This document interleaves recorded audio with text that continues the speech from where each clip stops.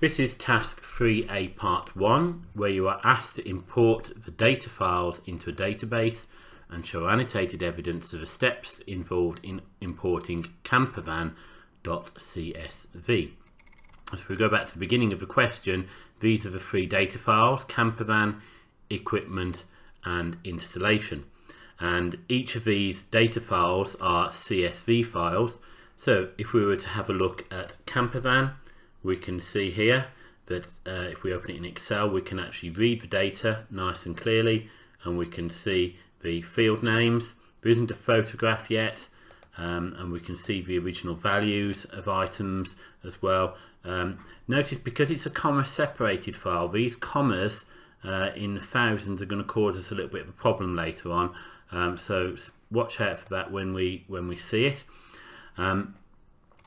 But basically what we're going to do is install each file. So first of all, we need to create a blank database, and we need to name that database. I'm just going to save it in my documents at the moment. You'll obviously save it somewhere that's appropriate. So I'm going to call this campervan database, and then at least I'll know what I'm doing as we go along.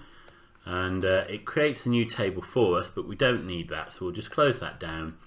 And we can start by pulling in external data. So we set the external data at the top, and then text file. Now I've already got the path set up to where the data files are, but what you'll need to do is when you click on browse, you'll need to browse through to find where your data files are stored. We'll start with the equipment one because that one's nice and easy. So here's the equipment.csv file, and we're going to import the source data into a new table in the current database. So here it is. We're going to say it's delimited. That means that it's separated by commas. And here we go. It's now identified those commas, and it's put separate fields in for us, as you can see. The first row contains field names. So I'm going to tick this box here, and now we've got our field names set up.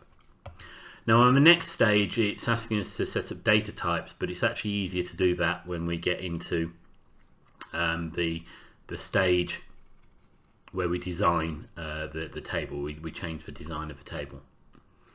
Now at the moment it's adding a primary key, but actually we can choose our own primary key because we've already got a unique field here of equipment ID. So I'm going to select that option, click on next, and now we've got the equipment table imported.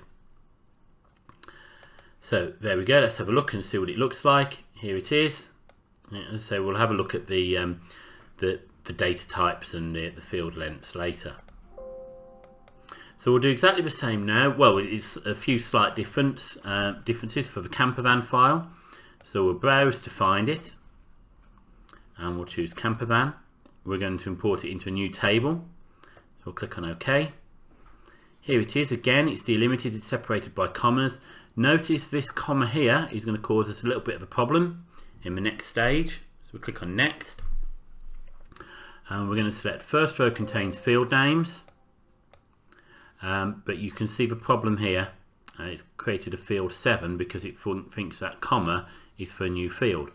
So what we need to do is we need to set these speech marks to a text qualifier, so it ignores the comma then between the speech marks. Can you see now how that has solved the problem? Now if you want to, you can select not to import the photograph field. It might save you a little bit of effort later. I'm just going to leave it there because if you don't do that, then we need to delete it later and add it back in again.